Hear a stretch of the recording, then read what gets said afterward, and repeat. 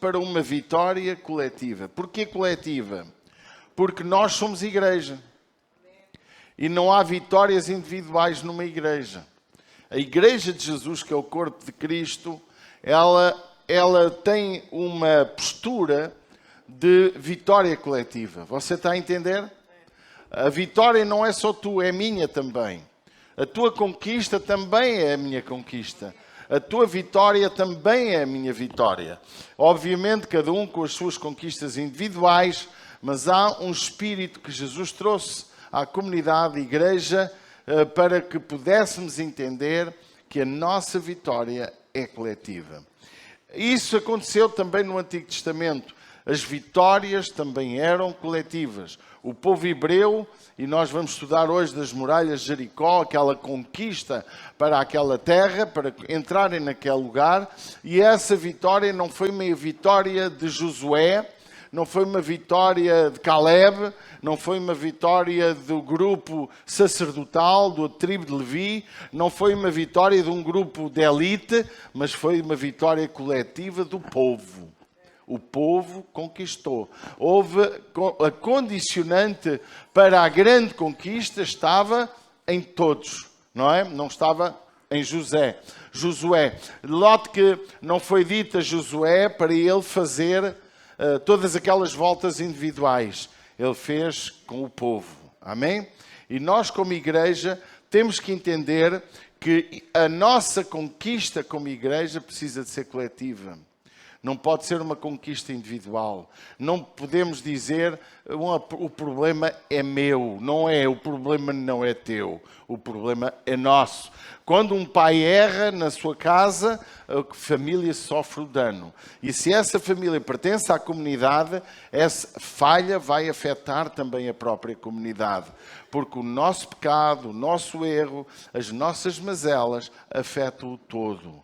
Quando um país é mal governado, todo o povo sofre. Estamos de acordo com isto?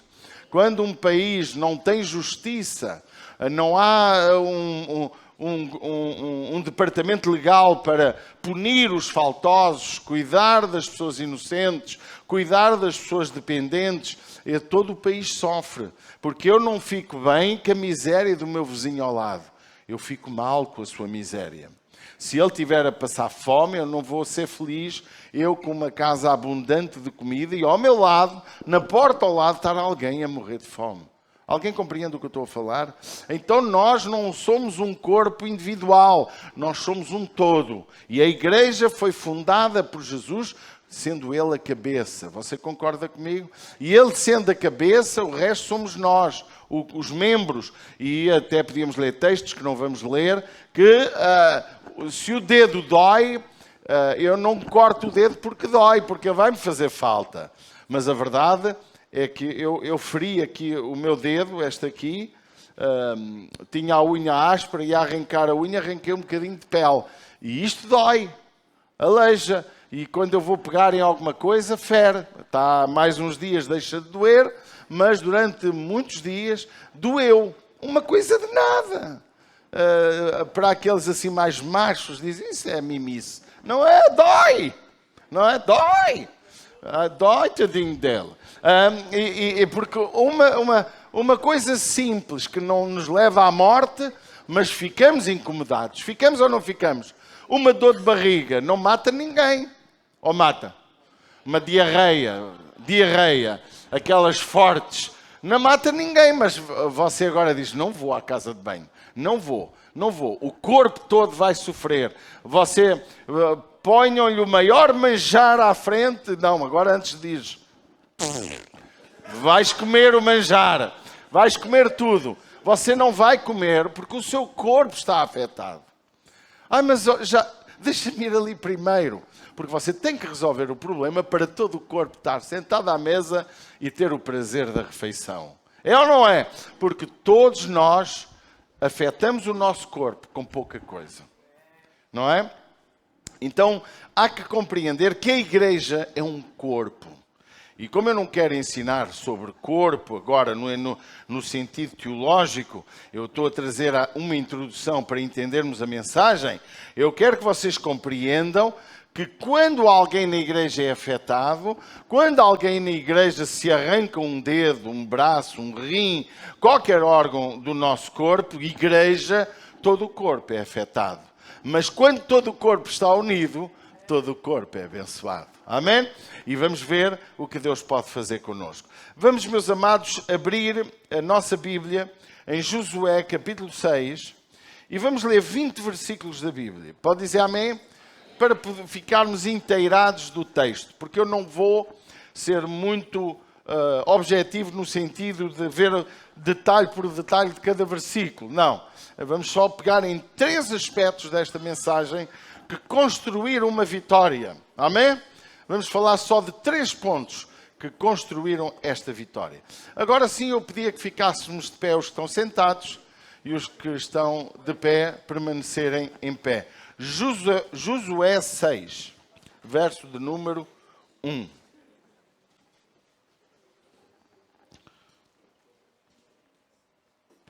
Amém? Todos encontraram? Então, vamos ler. Ora, Jericó cerrou-se e estava cerrada por causa dos filhos de Israel, nenhum saía nem entrava. Isto é, aquele lugar, aquela grande cidade estava fechada. Então disse o Senhor a Josué: olha, tenho dado na tua mão a Jericó e ao seu rei e aos seus valentes e valorosos. Pois todos os homens da guerra, rodeareis a cidade, cercando a cidade uma vez, assim fareis por 6 dias. E 7 sacerdotes levarão 7 buzinas de chifre de carneiro diante da arca, e no 7º dia rodeareis a cidade 7 vezes, e os sacerdotes tocaram as buzinas. E será que, tocando-se longamente a buzina de chifre de carneiro, ouvindo vós o sonido da buzina, todo o povo gritará com grande grita, e o muro da cidade cairá abaixo, e o povo subirá-se nele, cada qual em frente de si. Então chamou Josué, filho de Num, os sacerdotes, e disse-lhes: levai a arca do concerto, e 7 sacerdotes levem 7 buzinas de chifre de carneiro diante da arca do Senhor. E disse ao povo: passai e rodeai a cidade, e quem estiver armado passa diante da arca do Senhor.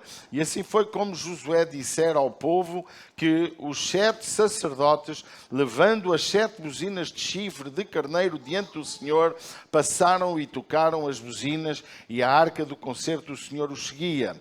E os armados iam diante dos sacerdotes que tocavam as buzinas, e a retaguarda seguiam após a arca, andando e tocando as buzinas. Porém, ao povo Josué tinha dado ordem, dizendo: não gritareis, nem fareis ouvir a vossa voz, nem sairá palavra alguma da vossa boca, até ao dia em que eu vos diga: gritai. Então gritareis. E fez a arca do Senhor rodear a cidade, rodeando uma vez, e vieram ao arraial e passaram a noite no arraial. Depois Josué se levantou de madrugada, e os sacerdotes levaram a arca do Senhor, e as 7 sacerdotes levaram os 7 buzinas de chifre de carneiro, e diante da arca do Senhor iam andando e tocando as buzinas, e os armados iam diante deles, e a retaguarda seguia atrás da arca do Senhor, e os sacerdotes iam andando e tocando as buzinas. Assim rodearam outra vez a cidade no 2º dia e tornaram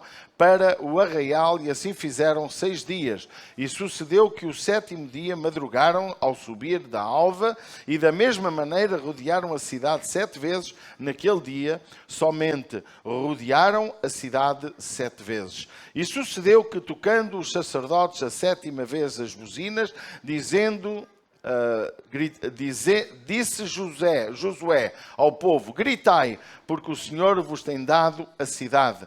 Porém a cidade será anátema ao Senhor, isto é, maldita ao Senhor, e ela e tudo o que houver nela. Somente a prostituta Raabe viverá, ela e todos os que com ela estiverem em casa, porquanto escondeu os mensageiros que enviamos. Então somente guardai-vos de qualquer maldição ou do anátema, para que não vos metais em anátema tomando dela, e assim façais maldito o arraial de Israel e o turveis.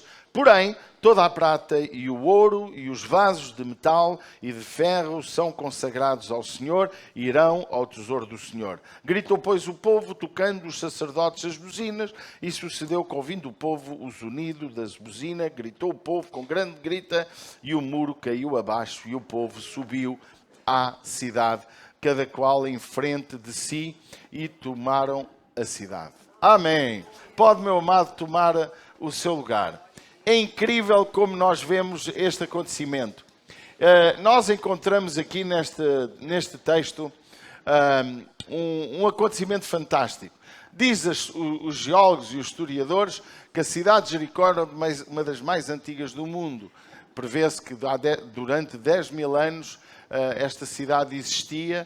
Há 8 mil anos, lá no tempo mais antigo, os muros eram diferentes, mas no tempo de Josué haviam 2 muros naquela cidade, um mais interior com cerca de 6 metros de largura, outro com mais ou menos 2, 3 metros, dados que divergem de alguns historiadores. No entanto, o que é importante reter, este acontecimento deu-se a 1400 anos antes de Cristo, isto é, 3400 anos da nossa era, e este acontecimento foi algo fantástico, porque era a cidade mais fortificada que o mundo podia ter. Esta última série desta muralha já era construída com tijolos de barro, já era feito numa construção mais atualizada, mas que aquilo era algo fantástico, dava para andar carros em cima dela nos nossos dias, dava para fazer estradas sobre aquelas muralhas, os vários metros de altura. Mas é incrível, não é? Precisamos de aprender e compreender que o povo hebreu, ele já tinha, antes do Jordão, já tinha sofrido o medo de possuir a terra de além do Jordão, e que por causa do seu medo, da sua incredulidade, eles não possuíram a terra mais ou menos 37, 38 anos antes. E durante 40 anos andaram sob o deserto, os hebreus. E é interessante perceber, meus amados, que a nossa vida... e bastava, ou melhor dito, 3 anos, 2 e pouco, para chegarem àquele lugar, considerando que havia pausas, houve paragens, 40 dias no deserto, quando foi no Monte Sinai, houve assim muitos dias que realmente eram necessários parar por vários ensinos, para várias situações, mas poucos anos chegavam para chegar ao lugar prometido.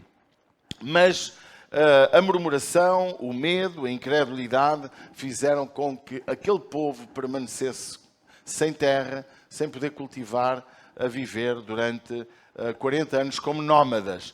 E a incredulidade fizeram com que aquela geração não entrasse na terra prometida. De 20 anos para cima, todos morreram conforme a própria sentença deles. Há muitas coisas espirituais que podemos aprender, mas muitas vezes nós sofremos as nossas próprias sentenças. No que nós declaramos, muitas vezes vamos receber. Não é em vão que Provérbios diz: cada um comerá do fruto dos seus lábios.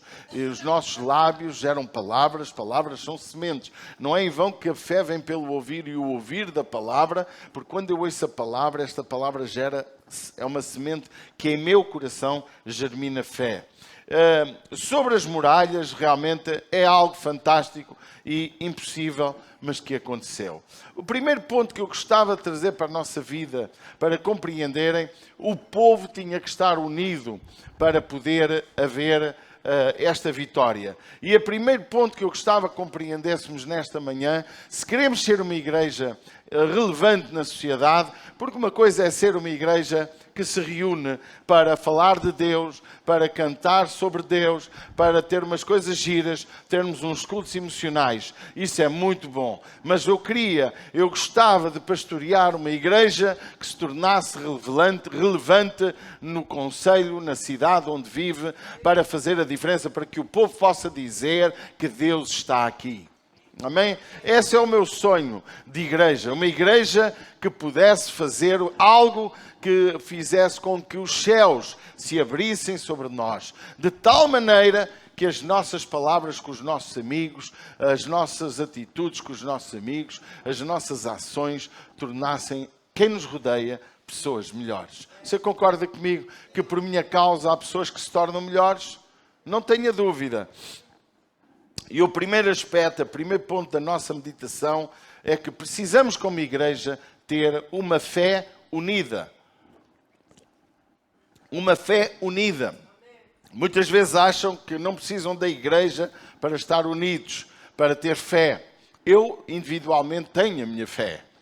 Mas quando eu junto a minha fé com a fé dos outros, algo novo acontece. A fé, para que o sobrenatural aconteça, para que a igreja se torne uma igreja relevante, é necessário uma fé unida. Isto é, todos lutarmos, todos trabalharmos no sentido de alcançar a fé, uma fé coletiva.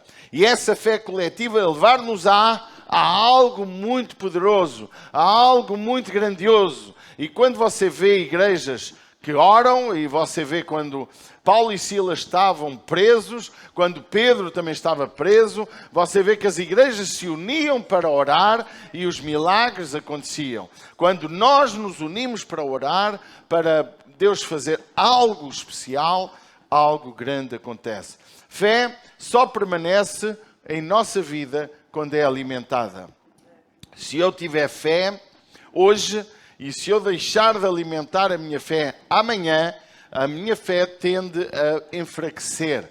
Não é em vão que Jesus dizia aos seus discípulos: homens de pouca fé. Outras vezes disse: ainda não tendes fé, porque a fé ela não se adquire ao ver milagres. A fé não se adquire ao ver o milagre na vida dos outros. A fé adquire-se a ouvir a palavra e a crer na palavra. A aceitar a verdade. Quando eu aceito a palavra, essa palavra vai de facto germinar a fé. Mesmo para quem não tem fé em Deus, ter fé nos seus objetivos, ter fé nos seus projetos financeiros, ter fé no desejo de alcançar sucesso, levá-los-á também a alcançar. Porque há em nós uma essência divina.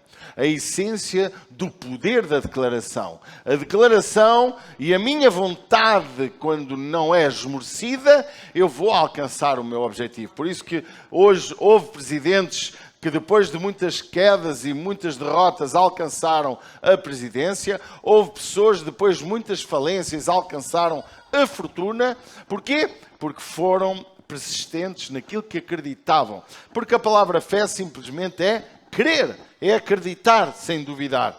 Quando eu acredito, eu alcanço. E a fé, ela, em relação a Deus, ela só permanece se tu continuares-te a alimentar do pão da vida. Amém? Este pão, esta palavra. E ela também, como vamos ver, só permanece se tu a exercitares. Amém? A fé precisa ser exercitada. Muitas vezes nós não entendemos alguns porquês. Há dias estava-me alguém a dizer: pastor, eu disse não determinada coisa que me pareceu que poderá me levar a prejuízo, mas você acabou de falar algo que parece que já é Deus a dar resposta ao não que eu disse, não é? Porquê? Porque nós muitas vezes tomamos decisões pela fé. Eu tive na igreja durante muitos anos irmãos que rejeitavam trabalhos porque lhes impedia de servir ao Senhor, de ser líder de GC, de trabalhar na obra, porque o trabalho era tão mau no sentido horário, não digo que era mau o serviço, mas os horários eram tão impeditórios que eles faltariam à igreja. E deixe-me dizer, uma igreja unida, ela precisa de estar junta. Uma igreja de fé, uma igreja que tem fé precisa estar junta, porque às vezes, no meio da multidão, há pessoas que não têm fé, mas estamos lá nós com fé. Amém? E a igreja precisa ter uma fé unida. E quando nós olhamos para a leitura do texto que acabámos de ver, vemos algumas coisas de Josué. Josué mostrou o projeto à sua comunidade, ao povo que ele guiava. E essa fé que ele gerou neles, nós vamos rodear. Olha, eu agora dizia a vocês, meus amados, nós vamos alcançar algo sobrenatural. Vai acontecer uma coisa que nunca aconteceu, uma coisa sobre-humana. Então, para que isso aconteça, precisamos estar juntos e precisamos estar unidos. Precisamos de nos unir em força para alcançar esse objetivo. Não podemos falhar neste grande alvo de unidade. E os irmãos diriam, pastor, estamos consigo. Então, e eu explicava o projeto. E no meio da multidão acontecia o mesmo que aconteceu quando José e Caleb foram com mais 10 espias visitar a terra prometida. Em que os homens eram tão grandes que eles tiveram medo deles. Em que os cachos de uva, existe algumas figuras que era preciso 2 homens para acartar os cachos. Eu acho que cada uva era maior que a cabeça de um homem. Então, claro, isto é exagerado, não é? Mas eles acharam a terra tão fantástica, mas tiveram tanto medo dos homens, porque eram muito grandes. Eles se sentiam gafanhotos. A nossa fé, irmãos, ela não vê gigantes. A nossa fé vê pessoas que nós conquistamos. Os obstáculos da nossa fé, eles são vencíveis. Não por aquilo que nós somos capazes humanamente, mas por aquilo de quem em nós habita. Amém? A fé, ela precisa de ser alimentada. E eu acho interessante que Deus podia ter dado um projeto a Josué, um projeto dizendo, olha, vocês vão rodear a terra 7 vezes, as muralhas, e à 7ª vez fazem. Mas não sei por que razão, tiveram que rodear 6 dias. Durante 6 dias a mesma volta e nada acontecia. Ao 7º dia tiveram que rodear 7 vezes para que o milagre acontecesse. Houve um alimentar de fé. Houve algo. E é interessante que eles rodeavam a terra sem haver conversa, sem haver diálogo, sem uma palavra se poder dizer. E assim o milagre pôde acontecer porque eles estiveram numa atitude de fé unida. Claro que o projeto foi mostrado. Eles disseram, olha que as muralhas vão cair quando a gente gritar. Meus irmãos, permita-me dizer, nem com bombas ali do nosso amigo, ali da Rússia, mandavam aquelas muralhas assim de uma virada. Era preciso muita bomba para bater naquelas muralhas. Não é o grito que fez cair a muralha. Não foi as voltas que fez cair a muralha, mas foi a fé unida que fez cair a muralha. Eu acredito que se o povo não estivesse com o seu líder, as muralhas não cairiam. Porque tal como da primeira vez com Moisés, o povo não entrou na terra prometida por causa disso. E antes de Moisés morrer, havia 2 tribos e meia que quiseram também não ir além do Jordão, não queriam ir lutar para além do Jordão e queriam herdar as terras aquém do Jordão, embora Josué deu-lhes as terras, embora tenham sido oferecidas as terras, mas tiveram que ir à luta com o povo, porque tu não herdarás com Deus se não estiveres unido, não só com Deus, mas com a igreja que Jesus fundou, pagou um preço muito alto por ela. A igreja, irmãos, são pessoas, não é instituições, nem sequer é paredes, mas não dá para dissociar o estarmos juntos. Não dá para dissociar, não dá para dizer eu sou igreja na minha casa e ligada à internet e eu vou alimentar a minha fé. Tu não vais alimentar a tua fé, tu vais destruir a tua fé. Porque nós precisamos estar juntos para nos alimentarmos daquilo que é a essência da palavra de Deus. A fé também não olha para os obstáculos. E nós olhando para o obstáculo, imagina aquele povo olhar para aquelas muralhas enormes, salvo erro de uns 7, 8 metros de altura, com aquela largura que deve dar aí uns 9, 10 metros, as 2 muralhas, uma de interior e outra mais exterior. Eu imagino como é que é possível aquilo acontecer. Mas quando há fé, não há obstáculos. Pode dizer amém? Porque a fé tem que vencer os obstáculos. A fé também não se limita pelas montanhas que se colocam na nossa frente, que está diante de nós, porque irão sempre surgir montanhas, adversidades. Hebreus 11, 1, todos sabemos de cor. Ora, a fé é o firme fundamento das coisas que se esperam e a prova das coisas que não se veem. Na tradução de King James diz, ora, a fé é a certeza. Reduz a palavra. diminui uma palavra que pode parecer mais fácil de entender. A fé é certeza. Se é certeza, não há dúvida, porque não existe certeza com dúvida. Ou existe? Ou tem dúvida, ou tem certeza. Então a fé é a certeza de que haveremos de receber aquilo que esperamos. Eu não sei o que é que tu esperas de Deus. Alguém aqui espera alguma coisa do Senhor? Tu podes ter muitas coisas em objetivo. Podes ter como objetivo ser curado. Podes ter como objetivo alcançar um milagre financeiro. Podes ter como objetivo ganhar uma cidade para Jesus. Podes ter como objetivo muitas coisas. E a fé é a certeza daquilo que tu esperas. Eu ainda hoje espero que Deus nos dê uma comunidade forte neste concelho. Eu não estou à espera de abrir 1000 igrejas e ser um movimento influente sobre o mundo.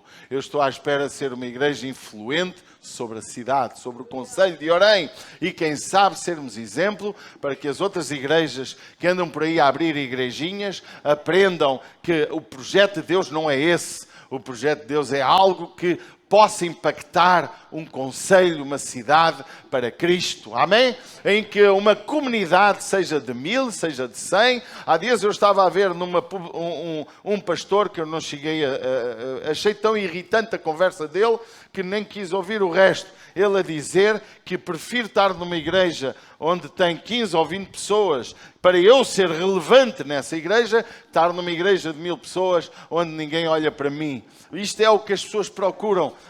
É um espírito de engano que está no mundo, de enganar as pessoas para tornar as igrejas frágeis, as igrejas enfraquecidas, os pastores sem condições. E nós como igreja, irmãos, só seremos influentes se houver influência da nossa parte. E essa influência não é com 15 ou 20 pessoas. Imagina uma igreja de 3000 pessoas nesta cidade. O que é que isso não fará? Qual o impacto que isso não trará?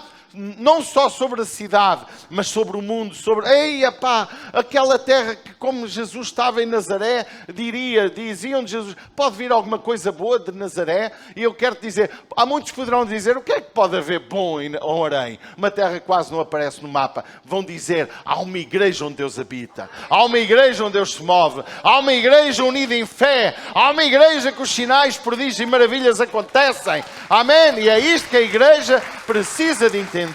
Porque a fé é a certeza das coisas que se esperam. E eu deixo-me dizer, não é pecado, não é errado você dizer ao seu amigo que Jesus pode libertá-lo, Jesus pode resolver o seu problema, Jesus pode trazer paz, Jesus pode trazer cura. Não é errado ensinar isso, meu irmão. Não prometa, mas ensine, leva a pessoa à fé. E eu só há um caminho, como disse o Rodolfo bem, para as pessoas entenderem o caminho. É falar-lhes.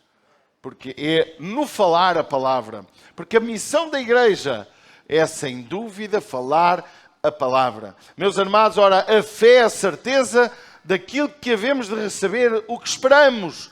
E a prova daquilo que não podemos ver. Ou melhor, a prova das coisas que não se veem. Isto é, a fé também atinge o impossível.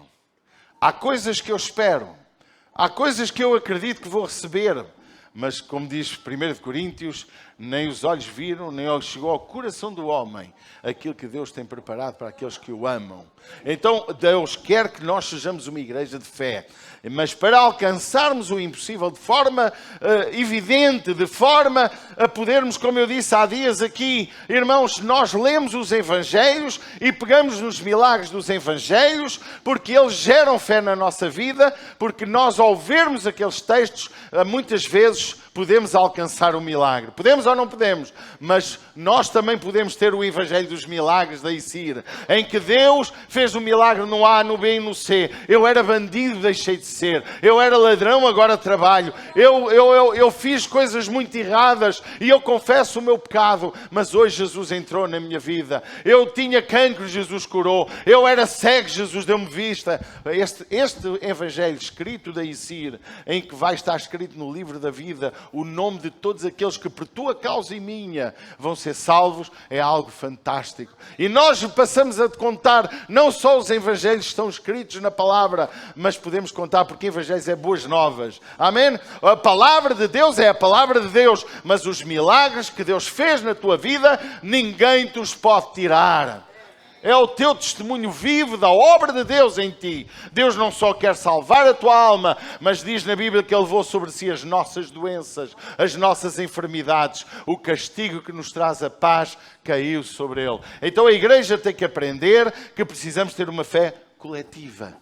Amém? Porque o milagre deu-se, porque eles tiveram fé e foram. A segunda palavra que eu gostava de trazer para nós hoje é a obediência coletiva. Quando não há uma obediência coletiva,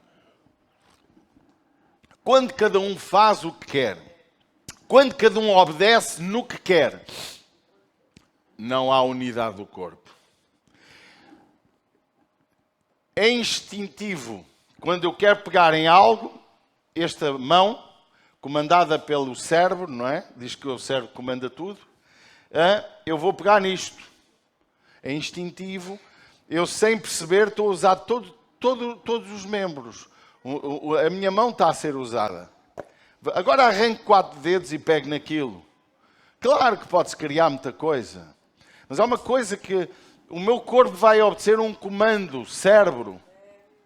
Assim nós temos, como corpo de Cristo, como igreja, temos que obedecer ao cérebro que é Jesus, revelado na sua palavra. A sua palavra é a nossa orientação. A sua palavra não só gera fé, mas também gera um caminho para nós andarmos. Há muitos que só querem fé. Querem uma fé sem obediência. Querem um milagre sem pagar preço. Querem que Deus faça um milagre sem obedecerem aos princípios que Deus tem na sua palavra. Mas eu quero dizer, irmãos, a nossa obediência coletiva levar-nos a alcançar o impossível. Eu tenho um projeto que eu quase chamo maluco. O projeto de abrir um espaço da ICIR, não é arrendado. Um espaço da própria igreja. Este espaço não é nosso. Que venha a poder acolher 3.000 vidas sentadas. É impossível aos olhos humanos. Também era impossível quando abrimos este espaço que dá para 300 pessoas.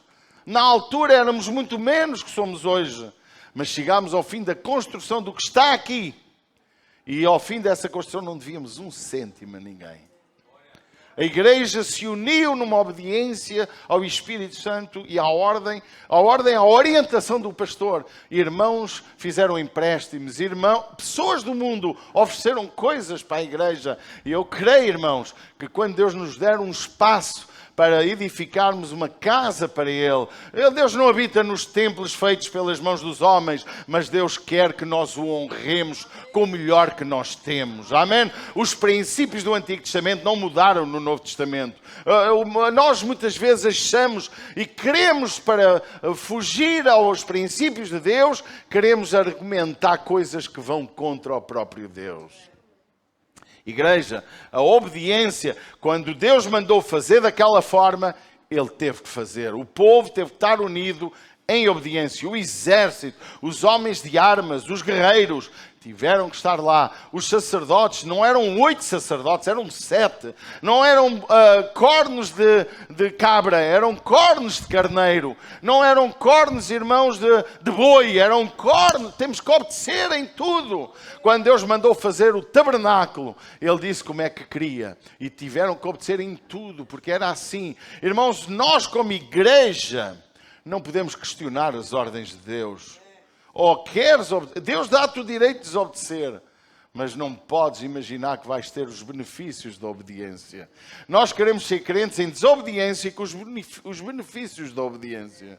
É impossível, irmãos. O meu filho ensina lá na sua imobiliária uma coisa muito importante.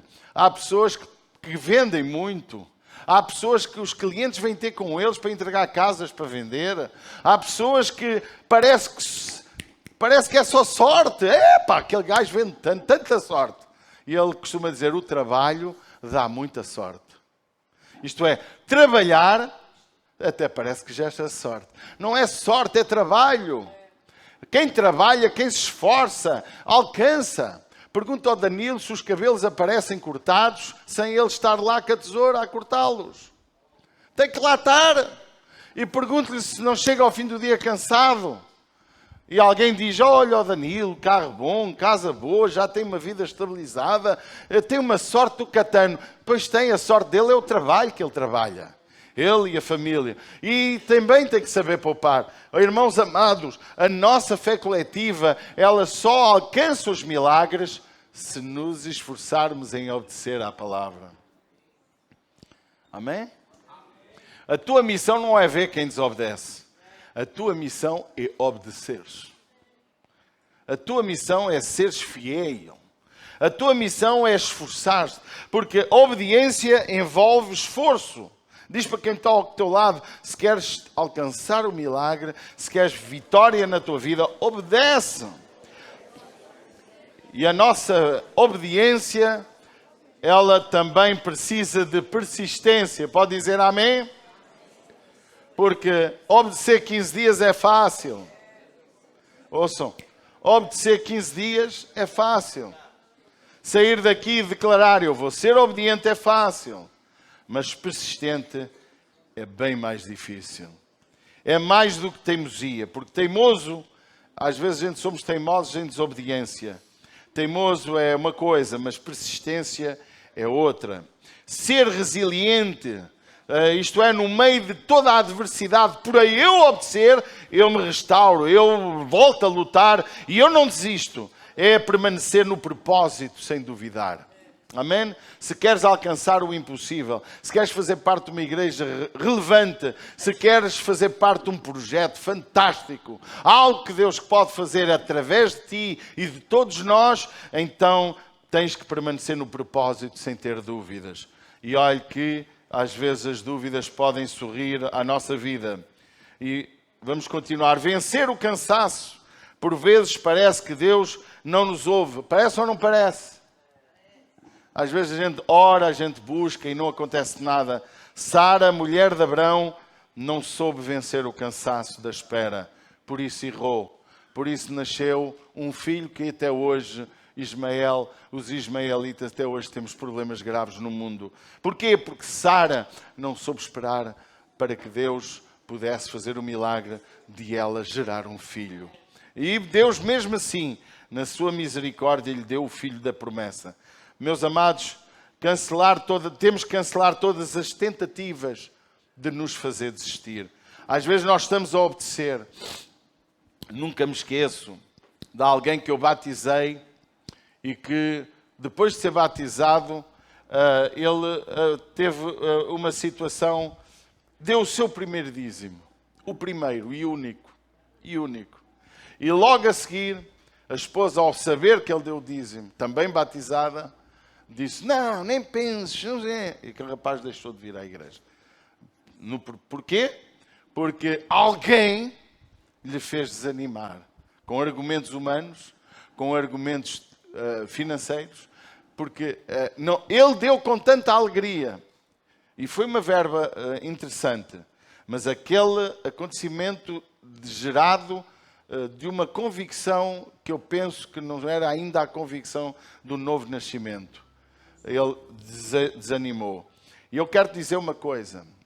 Eu já vi muitas pessoas a deixar a igreja porque alguém faz desanimar. Deixa-me dizer, ninguém pode cancelar a tua obediência. A tua obediência tem que ser vivida independentemente das circunstâncias que te rodeiam. A tua obediência deve permanecer mesmo que todo o mundo não obedeça. Nós, como cristãos, queremos ser algo relevante nesta comunidade, precisamos de cancelar todas as tentativas de nos fazerem desistir. É fácil desistir quando nos apoiam para essa desistência. Veja bem, alguém quer ser fiel em determinada área, vem alguém que, não vale a pena, e a pessoa já está ali à beira de desistir. Em vez de aparecer alguém para nos animar, aparece alguém para nos levar à desistência. Por isso que muitos deixam a fé. Por isso que muitos se afastam da igreja. Por isso que muitos perdem a salvação. E muitas vezes nós como igreja temos que estar prontos a ajudar a vencer os obstáculos do nosso irmão. Pode dizer amém? Porque só teremos uma fé coletiva e uma obediência coletiva se nos ajudarmos. Eu fiz dói no dedo, então ando a tratar dele. O dedo pode ser a manelita, então eu tenho que ajudar a manelita. Ou não tenho? Por isso que a nossa missão, irmãos, membros uns dos outros, é cuidarmos uns dos outros. Amém? Então a nossa fé não pode ser destruída porque alguém nos vem ajudar a desobedecer ou vem nos animar à desobediência. A obediência, meus irmãos, ou melhor, a maioria muitas vezes das nossas batalhas, elas são derrubadas por causa dessas pessoas. Nós temos derrotas por causa de pessoas que vêm a nós para nos ajudar a desobedecer. Mas eu quero te dizer, todo aquele que quiser ter uma obediência incondicional, às vezes pode haver uma batalha que foi abaixo, mas não vamos perder a guerra, porque Deus irá te ajudar a vencer. A obediência coletiva significa encorajar os mais fracos e apoiá-los, é ajudá-los, é fortalecer a sua fé. Eu gosto muito de Isaías 35:3, que diz: confortai as mãos fracas e fortalecei os joelhos trementes. Dizei aos turbados de coração: esforçai-vos e não temais. Eis que o vosso Deus virá com vingança, com recompensa de Deus. Ele virá e vos salvará. Então os olhos dos cegos serão abertos e os ouvidos dos surdos se abrirão. Então os coxos saltarão como servos e a língua dos mudos cantará. Porque águas arrebentarão no deserto e ribeiros no ermo, e a terra seca se transformará em tanques, e a terra sedenta em mananciais de água, e nas habitações em que jaziam os chacais haverá erva com canas e juncos, e ali o caminho santo. O imundo não passará por ele, mas será para o povo de Deus. Os caminhantes, até mesmo os loucos, não errarão. Porquê? Porque há uma obediência coletiva. Igreja, mas fomos chamados para confortar as mãos fracas, para fortalecer os que estão de joelhos trementes. A igreja só conseguirá ter uma obediência coletiva para alcançar o impossível se verdadeiramente a igreja olhar uns pelos outros. Não para criticar. Não, irmão, esqueça a picanha. Eu gosto muito de comer e beber. Não é aí que fortalecemos a nossa fé. A nossa fé não é fortalecida no come e bebes. Isso também faz parte da vida cristã. Mas a nossa fé é fortalecida quando tu oras, quando tu gastas tempo de qualidade com o teu irmão e lhe perguntas: meu querido, como é que estás? Não esperes pelo pastor. Alguém me disse assim: ai pastor, há 3 meses que eu não tomo a ceia e você nunca foi à minha casa me dar a ceia. Eu disse: nem reparei que você não comeu a ceia. Sabia lá que você não esteve na ceia. Você disse-me, não é? Você disse-me? Disse-me? Não, irmãos, pare de exigir. Você foi chamado para servir e não para exigir. Foi chamado para prestar serviço aos outros e não para exigir. A partir do momento que somos salvos, não andamos a exigir nada a ninguém. Amém? Irmão, pare de cobrar dos outros, cobre de si próprio. Porque se nós queremos uma igreja relevante, se queremos fazer a diferença neste concelho, pare de cobrar e comece você a dar. Dê, abençoe. Ontem o nosso querido Júnior foi a um funeral. E eu disse: vai lá, olha, representas a ICIR. Amém. Nós temos que ser isso, irmãos. Se não fosse o Júnior, ia outro. Mas que nós possamos ser uma igreja unida no propósito da fé e no propósito da obediência. Amém? Obedeça ao Senhor. 1 Tessalonicenses diz 5,14: rogamos também, irmãos, que admoesteis os desordeiros, consoleis, é isto que eu quero dizer, consoleis os de pouco ânimo, sustenteis os fracos, sejais pacientes com todos. Não vem o grupo ainda, se faz favor. Sustentai todos. Amém? Sempre. Olha uma coisa, nós precisamos de entender que há fracos na igreja. É mentira, meu amado. Há fracos, há gente fraca, mas não é gente pior que tu, porque eu já estive fraco. Amém? Amanhã é o outro que vai estar fraco. E de graça recebemos, de graça devemos dar. Amém? Nós não podemos ser uma igreja hábil em acusar, hábil em atacar, hábil em criticar, hábil em ver quem está a fazer errado, mas uma igreja pronta a ajudar. Oh meu querido, vejo que tu estás fraco. O que se passa? Posso-te ajudar? Não é com dinheiro, não é emprestar dinheiro, porque às vezes a gente empresta dinheiro e perde o amigo. Vale mais dizer não. Eu nunca digo não tenho, eu digo não empresto.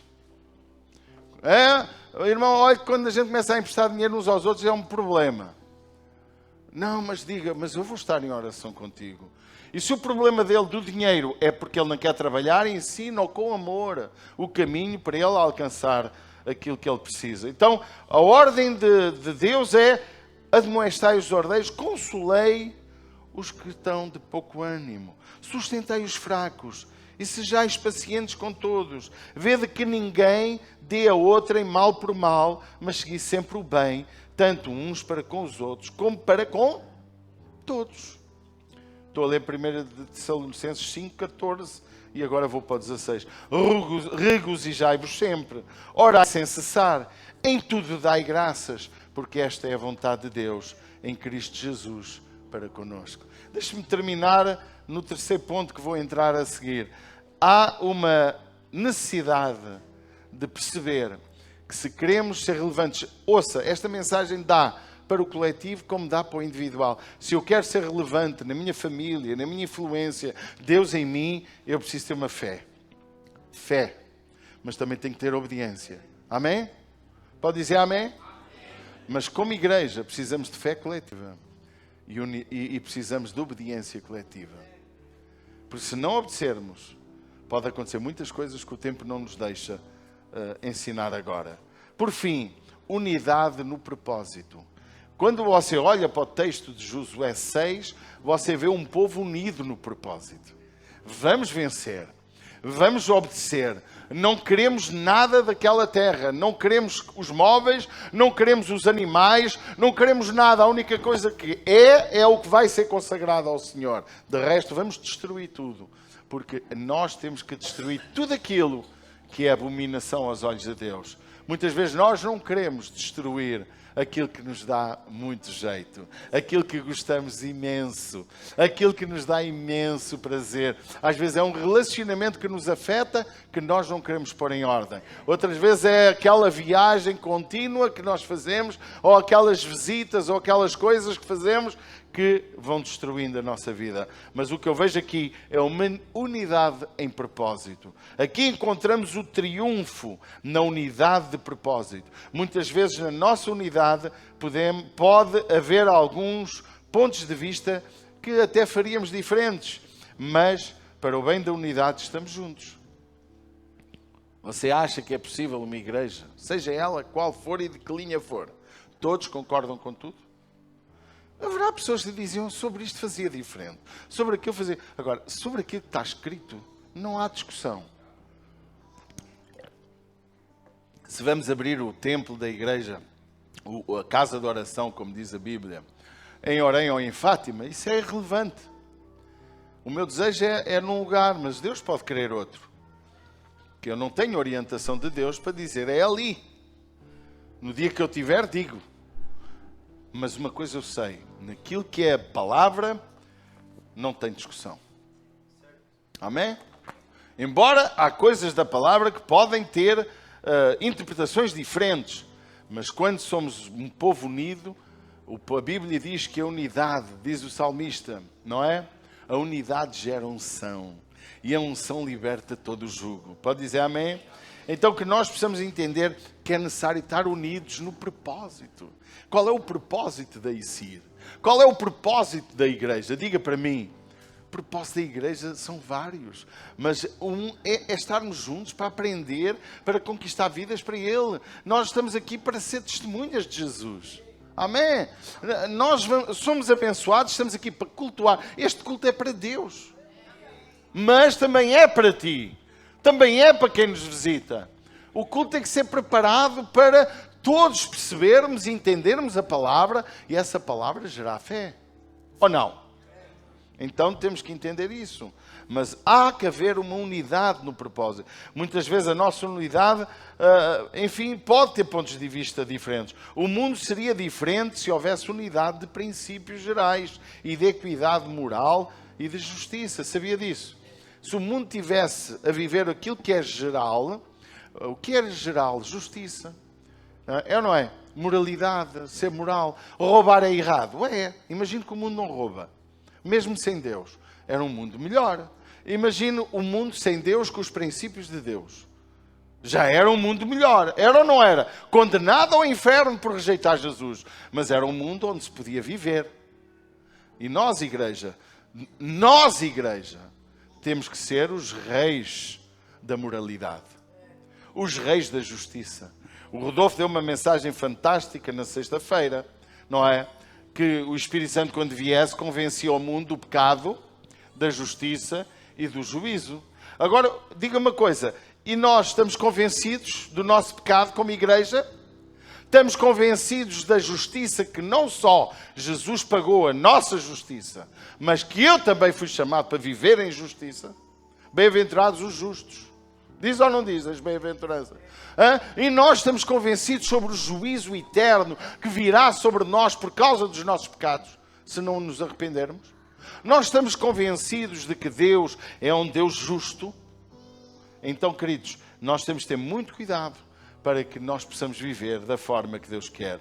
A nossa unidade no propósito fará que tudo o que nós clamarmos alcancemos. Pode dizer amém? Contudo, o nosso pecado foi pago por Jesus. A justiça que era para cair sobre mim, caiu sobre Jesus. Mas há uma coisa, meus irmãos, que nós precisamos de aprender. A nossa unidade no propósito fará que paremos para orar e o milagre aconteça. Alguém já viu milagres acontecer? Eu já. João 17:20 diz Jesus: eu não rogo somente por estes, mas também por aqueles que pela tua palavra hão de crer em mim, para que todos sejam um. Sejam o quê? Um. Deus quer que sejamos um. Um em quê? Na fé, pode dizer amém. Na obediência, pode dizer amém. E no propósito, pode dizer amém. Não podemos viver de outra forma. E olha o que ele diz: para que eles sejam um como tu, ó Pai, és. Pai, o és em mim e eu em ti. Que também eles sejam um em nós. Um em quem? Em nós, que é nele. Pode dizer amém? A nossa unidade uns com os outros faz com que sejamos unidos ao Espírito Santo. E por fim ele diz: para que o mundo creia que tu me enviaste. Olha a responsabilidade que nós temos da nossa unidade. Se a igreja não é unida, o mundo não crê em nós. Não crê em Cristo. Não crê na nossa pregação. E então é preciso cuidado para que não vivamos como sendo unidos, mas declarando desunião. Declarando coisas que nos afastam uns dos outros. Eu dei-lhes a tua glória que a mim me deste, para que sejam um, como nós somos um. Eu neles e tu em mim. Para que eles sejam perfeitos. Olha o que Deus pede, perfeitos em unidade. E para que o mundo conheça que tu me enviaste a mim e que tens amado a eles como tens amado a mim. É importante entendermos isto. Quando o povo se une em Cristo e no propósito de Cristo, nada nos é impossível. João 16:23 diz: naquele dia nada me perguntareis. Na verdade vos digo que tudo quanto pedirdes a meu Pai, em meu nome, olha a ordem da sequência, em meu Pai, em meu nome, Ele vos há de dar.